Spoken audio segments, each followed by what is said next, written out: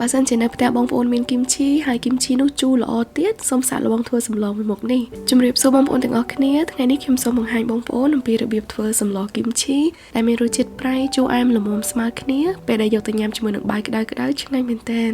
ឥឡូវនេះសូមតាមដានអំពីវិធីធ្វើទាំងអស់គ្នា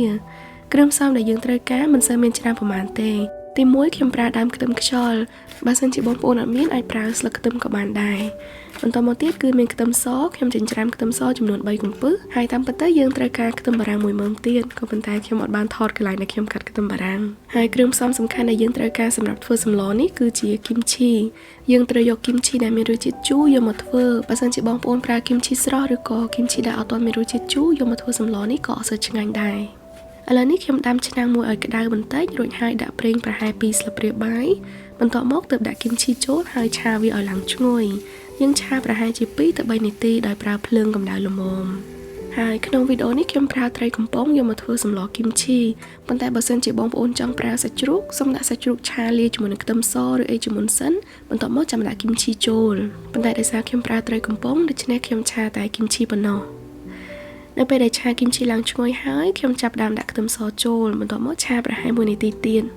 ឥឡូវនេះដល់ពេលផ្សំគ្រឿងរសជាតិដំបូងខ្ញុំដាក់ម្សៅម្ទេសចំនួន2ស្លាបព្រាបាយបើសិនជាបងប្អូនចូលចិត្តហឹរឬក៏អត់សូវចូលចិត្តហឹរអាចបន្ថយតាមនឹងបាន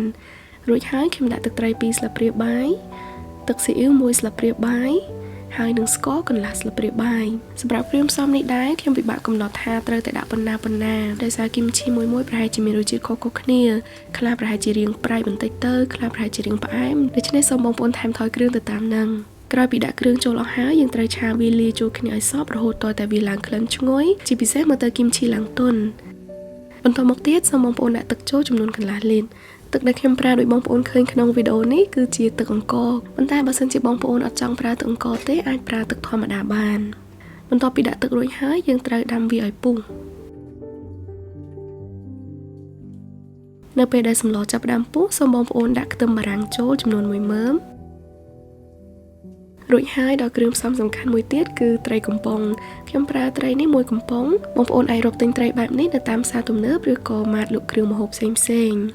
ឥឡូវនេះបន្ទាប់ពីដាក់ខ្ទឹមបារាំងហើយនឹងត្រីកំប៉ុងចូលរួចហើយសូមបងប្អូនបន្ថយភ្លើងបន្តិចហើយរំងាស់សម្លនេះប្រហែលជា5នាទី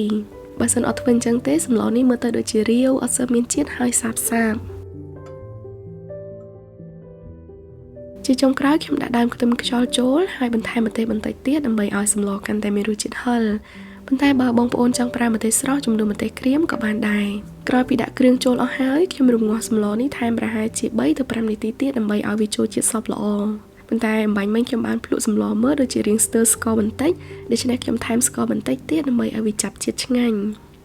តែប៉ុណ្ណឹងគឺរួចរាល់ហើយបងប្អូនយើងអាចយកទៅញ៉ាំបានសម្លនេះត្រូវមានរសជាតិប្រៃជូរអែមបន្តិចប៉ុន្តែមិនឲ្យដិតខ្លាំងពេកនោះទេ